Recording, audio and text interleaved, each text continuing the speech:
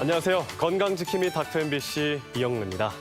질환에 관한 다양한 궁금증 여러분의 입장에서 꼼꼼하게 짚어드리겠습니다. 의학기술의 발달과 정기검진으로 조기에 암질환을 발견하는 경우가 많아졌지만 여전히 암질환은 두려움의 대상이 되고 있죠. 더구나 다양한 원인으로 암 발병률이 꾸준하게 증가하고 있어 각별한 주의가 필요한데요. 그리고 암 진단을 받은 경우 수술로 암 조직을 제거한 후에도 암세포 재발 예방을 위한 항암 치료가 중요합니다. 그래서 오늘은 전주 대자연병원 혈액종양센터 심혁 과장과 함께 항암 치료에 대해 자세히 알아보겠습니다. 암 치료에서 항암제는 여전히 중요한 역할을 합니다. 하지만 암 질환의 종류만큼이나 항암제의 종류 및 부작용도 다양하기 때문에 사전에 미리 알고 대비하는 것이 암 치료에 많은 도움이 되는데요. 그래서 오늘은 혈액종양내과 전문의 심혁 과장과 함께 항암 치료에 대해 알아보겠습니다. 네, 과장님 안녕하세요. 안녕하세요. 네, 일단 이 국내 암 질환 환자들이 계속해서 증가하고 있다고 하는데 이 어느 정도가 되나요?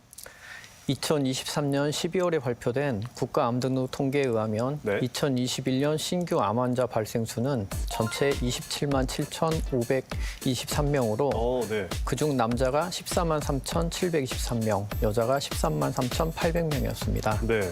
이를 인구 10만 명당 발생하는 조발생률로 따져보면 예. 전체는 540.6명, 남자는 561.7명으로 519.7명인 여자보다 남자가 높았습니다. 2022년 1월 1일 기준으로 암 유병자를 살펴보면 네. 전체 인구의 4.7%인 243만 4,089명이 암 유병자였습니다. 오, 높네요. 예, 이는 2021년 우리나라 국민 21명당 1명의 환자가 암을 겪었거나 암을 겪고 있는 중이라고 말해주는 지표입니다. 아, 그렇군요. 제가 대략적으로 알고 있던 수치보다도 굉장히 높은데 그렇다면 이 암 치료 방법에 대해서 얘기 나눠보겠습니다.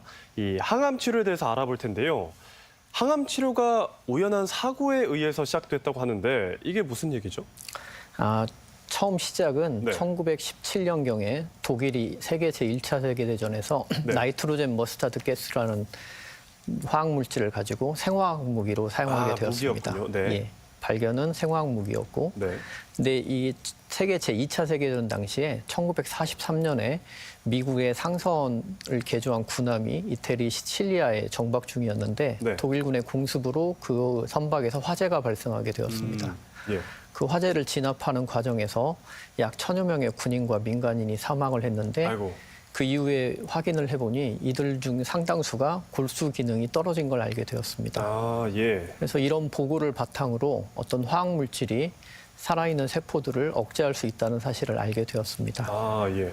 그래서 이 점에 주목한 LS 굿만과 A 질만이라는 사람이 1946년에 이 나이트로젠 머스타드 가스를 백혈병 치료에 사용하게 된 것이 항암 치료의 시작입니다. 아, 새로운 기술이 개발되면 그 기술이 사람을 살리거나 혹은 죽이는 데 사용된다는 네. 이용된다는 말이 생각나는 일화입니다. 예.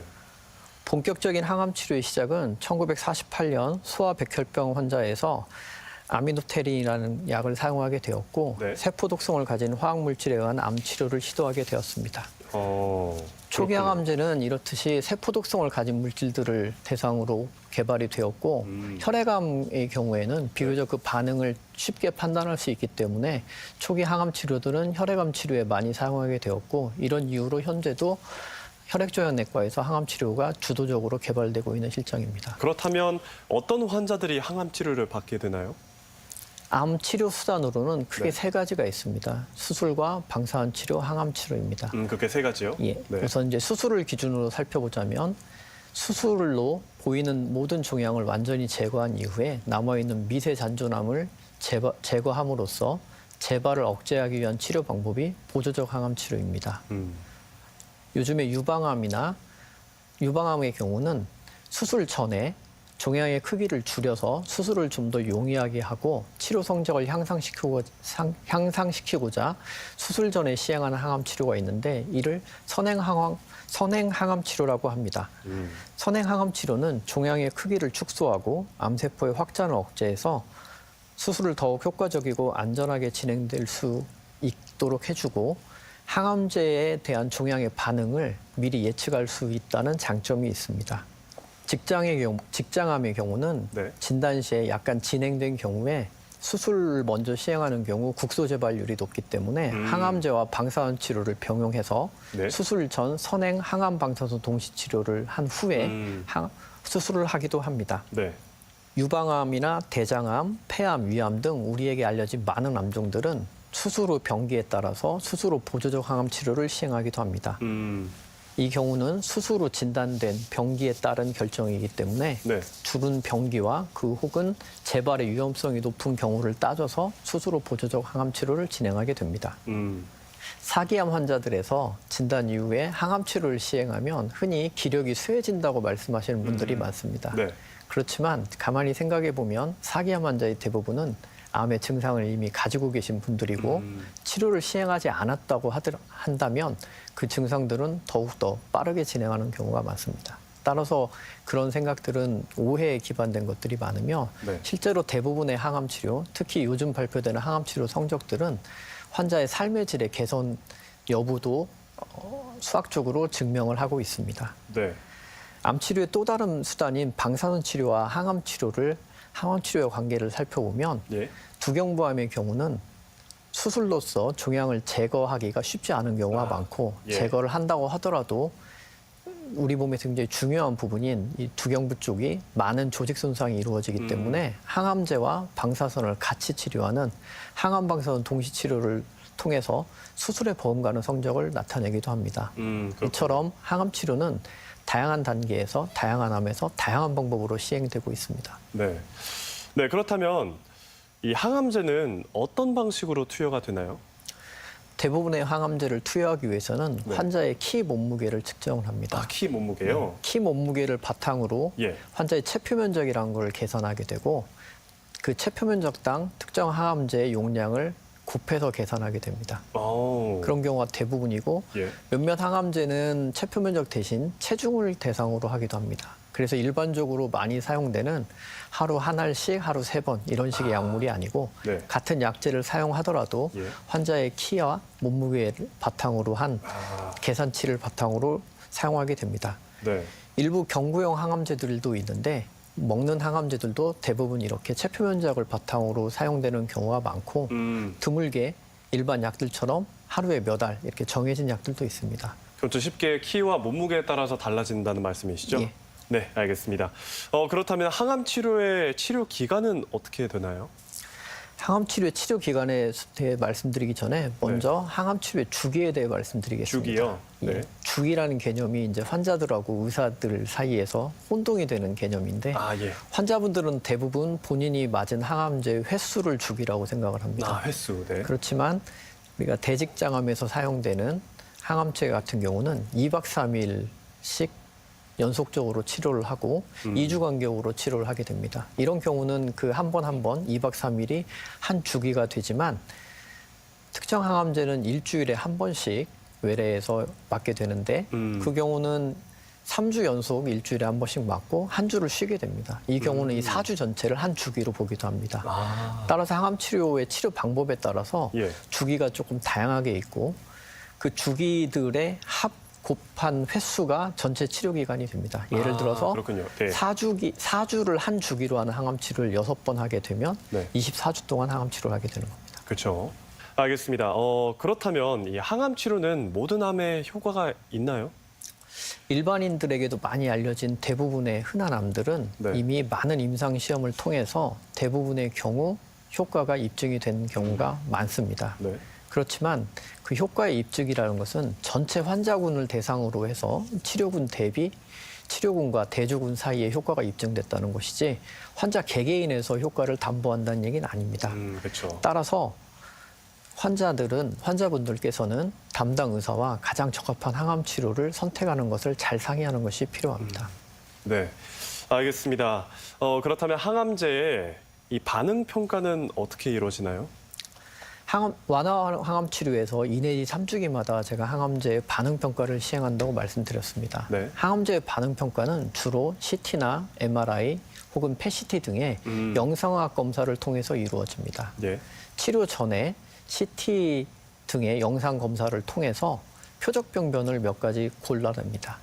그림에서 보시면 네. 이 그림의 환자는 췌장암의 간전이가 된 환자의 CT입니다. 아, 그렇군요. 좌측을 보면 여기 간으로 표시되는 부분들 중에 약간 어둡게 보이는 부분들이 췌장암의 간전이 부분인데 그 부분들 중에 대표적으로 두 가지 병변을 표적병변으로 선택을 하고 그 표적병변의 길이를 측정합니다. 이 길이의 합을 가지고 네.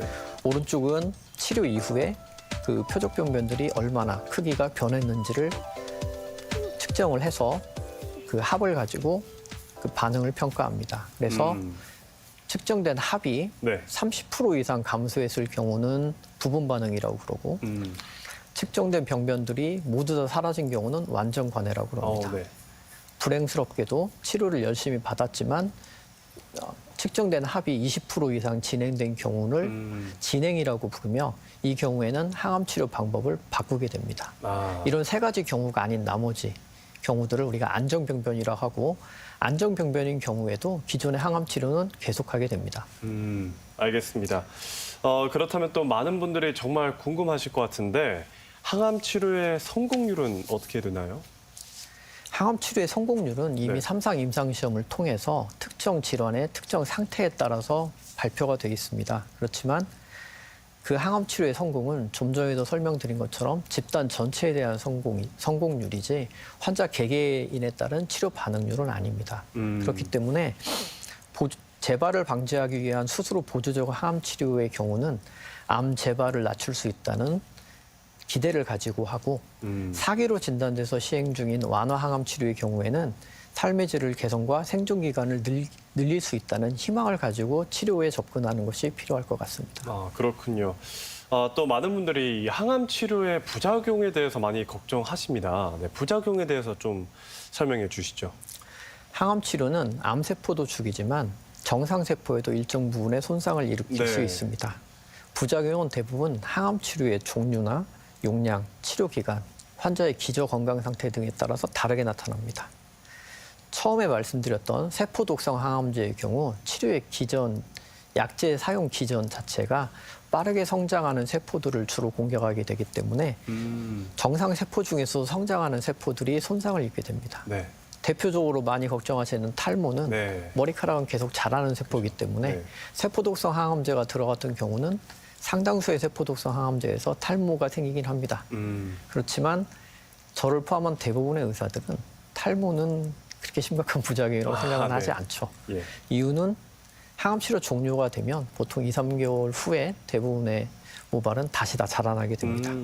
그렇군요. 그렇지만 이런 부작용, 세포 독성 항암제 부작용 중에서 제일 문제가 되고 우려스러운 부작용은 앞에서 제가 나이트로젠 머스타드 가스 설명을 드렸지만 이런 세포 독성 항암제들은 주로 골수 기능을 억제하게 됩니다. 예. 그래서 백혈구나 적혈구 혈수판이 감소하게 되고 특히 백혈구 감소, 그중에서도 백혈구 중에 가장 면역계에서 중요한 호중구의 감소와 더불어 발생하는 발열이 있는 호중구 감성 발열의 경우 환자의 생명에 치명적일 수도 있기 때문에 이 경우에 대한 매우 큰 주의가 필요합니다. 네. 영화나 네. 드라마 같은 거를 보면 제일 항암 치료 관련돼서 많이 등장하는 장면 중에 하나가 환자가 항암제를 투여받은 이후에 변기를 잡고 구토하는 장면입니다. 아, 네. 그렇죠. 그렇지만 대부분의 우리가 사용하고 있는 항암제들은 구토 유발 정도에 대해서는 통계적으로 데이터를 다 가지고 있습니다. 따라서 그 해당 항암제에 적합하게 항구토제를 사용하기 때문에 최근의 환자들 중에서 그 영화에서 보는 그런 장면을 보여주는 환자는 거의 없다고 생각하셔도 됩니다. 예. 그 외에도 처음 항암 치료할 때는 특별한 이상은 없었는데 항암 치료 횟수가 쌓일수록 손가락과 발가락 끝이 저린다든지 하는 부작용이 생기기도 합니다. 사실은 전처럼 암 진단 후에 환자의 생존 기간이 짧았을 때는 의사들이 그렇게 심각하게 생각하지 않았던 부작용인데 요즘처럼 암 생존의 기간들이 길어나게 되면서 치료 기간이 길어지고 그래서 이런 부작용들이 종종 환자들을 괴롭힙니다. 보통 의사들은 이런 경우에 손발을 따뜻하게 하고 보습제를 사용하게 하고 쿠션이 좋은 신발을 신는 등으로써 예방을 하는 것을 추천합니다. 네. 이 외에도 항암제 종류에 따라서 심장이나 신장, 간, 폐 등의 신체 내부 장기에 부작용을 초래하는 경우도 있습니다. 대부분의 항암 치료를 하는 의사들은 이런 부작용들에 대한 빈도를 예측할 수 있기 때문에 적절한 혈액 검사 등을 통해서 치료를 할 수 있습니다. 피부에 생기는 이제 부작용 중에는 피부 발진이나 색소 침착 등이 생길 수 있습니다. 네. 경구암제 중에 일부는 특이하게도 손바닥과 발바닥에 빨간색의 색조 변화와 통증 혹은 물집을 유발하는 수축증후군 같은 부작용이 발생하는 경우도 있습니다. 네. 또 일부 주사로 투여하는 항암제들은 앞에 설명드린 것처럼 항암제는 주사로 투여하는 경우가 많기 때문에 네. 주사 투입 시에 혈관으로 항암제가 누출되게 되면 이걸 혈관의 유출이라고 그러는데 혈관 주변에 있는 조직에 심각한 손상을 유발할 수도 있습니다. 따라서 요즘은 키모포트라는 것을 신체에 미리 삽입하고 그 네. 키모포트를 통해서 항암 치료를 함으로써 혈관의 유출에 따른 부작용을 최소화하려고 합니다. 네. 표적 치료제의 경우 예. 혈구감소증 등의 부작용은 상대적으로 적은 반면에 그 외에 다른 장기들을 침범하는 다양한 부작용이 생길 수 있습니다. 아, 예. 확실히 얘기를 들어보니까 이 항암 치료에 부작용이 존재하지만 무조건 걱정하신다기보다 의사와 소통을 잘하는 게 정말 중요하다는 생각이 듭니다. 예. 그러겠죠? 예. 네. 그렇다면 이 항암 치료를 받는 환자가 일상생활에서 이 주의할 점이 있다면 무엇일까요? 항암 치료는 우리 몸의 면역 체계의 이상 혹은 약화를 초래하게 됩니다. 네. 따라서 일반인들에 비해서 감염에도 취약합니다. 손 씻기를 잘해야 하고 개인 위생 관리를 좀 더 신경을 써야 합니다. 면역 기능이 억제된 앞에서 설명드린 호중구 감성 발열이 예상되는 기간에는 사람들이 많은 곳은 가급적 피하는 것이 필요합니다. 의료진과 상의해서 필요한 경우 특정 예방접종을 시행하는 것이 이런 감염의 예방에 도움이 될 수도 있습니다. 또한 걷기나 스트레칭, 요가 등의 가벼운 운동을 규칙적으로 하는 것이 체력을 유지하는 데 도움이 됩니다. 암 환자들은 일반인들과는 달리 집에서 잠 푹 자고 쉰다고 해서 체력이 회복되는 경우는 좀 드뭅니다. 아, 그렇군요. 오히려 좀 움직이면서 운동도 하고. 본인이 가벼운 운동, 특히 걷기 같은 걸 꾸준히 함으로써 자신의 체력 관리를 유지하려는 노력을 하는 것이 필요합니다. 요가 같은 경우도 여러 가지 암 피로 증후군 예방이나 이런 쪽으로 효과가 입증돼서 많이 추천하고 있습니다. 네. 가끔 우리나라 환자분들이 많이 하시는 질문이 고기 먹으면 안 되나요? 혹은 예. 밀가루 음식은 어떤가요? 이런 말씀들을 하십니다. 육류의 지나친 섭취 혹은 탄 육류 등은 암 유발과 연관이 있다는 보고가 있습니다. 그렇지만 항암 치료를 하시는 분들은 항암 치료 자체가 체력 손실을 유발하기 때문에 육류를 포함한 골고루 다양한 식품을 섭취하는 것이 필요합니다. 밀가루 음식은 항암 치료와는 전혀 상관이 없습니다. 아, 그렇군요. 드물게 술과 담배 정도는 제한하는 것이 좋다고 생각합니다. 폐암의 경우 담배를 흡연하면서 치료를 받은 환자에서 그런 담배를 중단하고 치료받은 환자에 비해서 성적이 안 좋다는 보고도 있습니다. 그래서 술, 담배는 금하시는 게 좋을 것 같습니다. 네. 구역과 구토가 드물지만 발생할 수 있습니다. 이런 경우에는 한꺼번에 많은 음식을 섭취하기보다는 소량의 음식을 자주 섭취하는 것을 추천드립니다. 네. 입안에 염증이 생기는 경우도 있습니다. 이런 경우는 이제 부드러운 칫솔을 사용해서 잇몸과 입천장 등도 잘 닦아주시는 것이 필요하고 입 안에 하얀색 백태가 끼는 경우가 있습니다. 이 경우는 담당 의사에게 상의해서 적절한 약물 치료를 받는 것이 통증을 치료할 수 있는 방법입니다. 네. 피부 부작용을 예방하기 위해서 보습제와 자외선 차단제를 바르는 것이 좋습니다. 특정 항암제들은 햇빛에 노출됐을 때 피부 발전이 생기는 광과민증이 생기기도 합니다. 아, 그렇군요.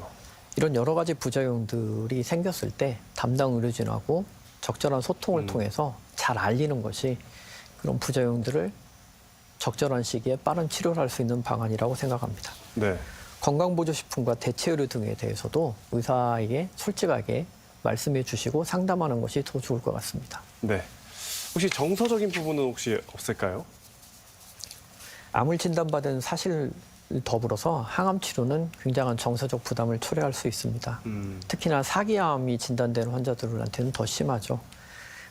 이런 경우에는 가족, 친구, 지인들과의 교류를 꾸준하게 유지하고 이들로부터 유대감을 형성하고 이들의 지지를 받는 것이 필요하고 이렇게 했음에도 불구하고 감정장애나 우울 증상 등이 있는 경우에는 정신건강 전문의의 도움을 받는 것이 필요합니다. 네. 그렇다면 직장인분들 중에서 이 암 진단을 받은 분들도 많다고 들었는데 이 항암 치료 중에 직장 생활 가능한가요? 항암 치료 중에 일을 계속할 수 있는지 여부는 본인의 진단 시의 병의 상태와 항암 치료의 종류, 강도 등에 따라서 고려를 해야 되고 이외에는 업무의 강도나 업무 환경 등도 포함해서 고려를 해야 됩니다. 이런 것들을 종합적으로 해서 담당 의사와 상담을 통해서 결정하는 것을 추천드립니다. 항암치료 부작용 중에 가장 위험한 것이 면역기능 억제와 이에 의한 감염증인데 직업 특성이 사람이 많은 곳에서 근무해야 되는 경우라면 아무래도 그 많은 사람들로부터 감염에 노출될 위험성이 높기 때문에 이런 경우는 좀 어렵겠죠. 그렇지만 사무직이나 재택근무 같은 경우는 큰 문제가 없을 거라고 생각합니다. 저는 개인적으로 가급적이면 본인의 일상생활, 특히 직장생활도 유지하면서 항암치료 받는 것을 권하는 편입니다. 네. 그렇다면 항암 치료 이후에 환자들은 어떤 관리를 받게 되나요? 항암 치료가 종료되고 성공적으로 마친 분들을 우리가 암 생존자라고 합니다. 예. 암 생존자들의 경우는 암의 재발을 감시하기 위한 주기적인 검진과 영상학 검사 등을 통한 추적 관찰이 필요합니다. 담당 의사의 진료를 바탕으로 혈액 검사나 영상 검사들을 시행하게 됩니다. 또한 일부 부작용은 항암 치료 종료 후에도 지속되는 경우가 있습니다. 이에 대한 치료도 해야 되는 경우가 많습니다.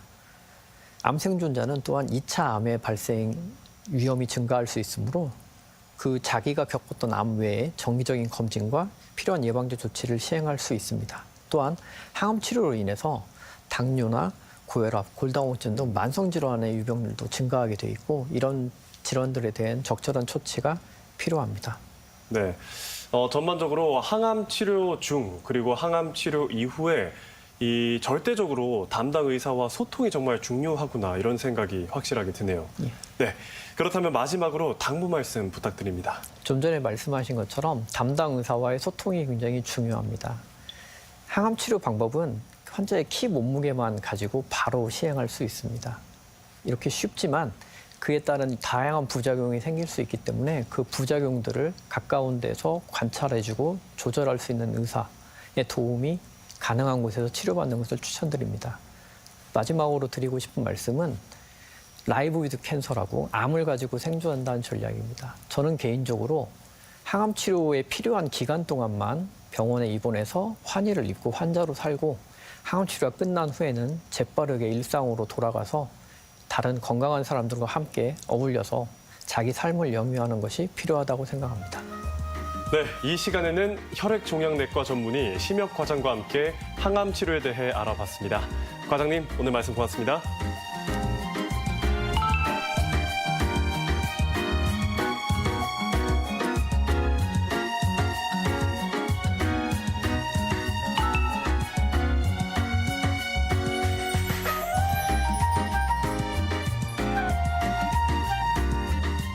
복숭아 껍질에는 변비 예방에 좋은 식이섬유가 풍부하고 눈 건강과 시력 보호에 좋은 베타카로틴은 당근 중심부보다 껍질의 2.5배 더 많이 함유돼 있습니다. 채소와 과일에는 껍질까지 통째로 먹어야 영양적으로 도움이 되는 것이 많지만 껍질에 남아있는 농약 때문에 걱정인 분들 많으실 텐데요. 잔류 농약을 제거하는 가장 간단한 방법은 담금 세척법입니다. 과일과 채소를 깨끗한 물에 약 5분 정도 담가뒀다가 흐르는 물에 약 30초 정도 문질러 씻을 경우 잔류 농약을 효과적으로 제거할 수 있다고 합니다. 또 이 밖에 건강과 관련해 궁금증이 있다면 전주 MBC 홈페이지에 질문 남겨주시기 바랍니다. 닥터 MBC가 여러분의 궁금증을 풀어드리겠습니다. 저희가 준비한 소식은 여기까지입니다. 다음 주 이 시간에 다시 찾아뵙겠습니다. 고맙습니다.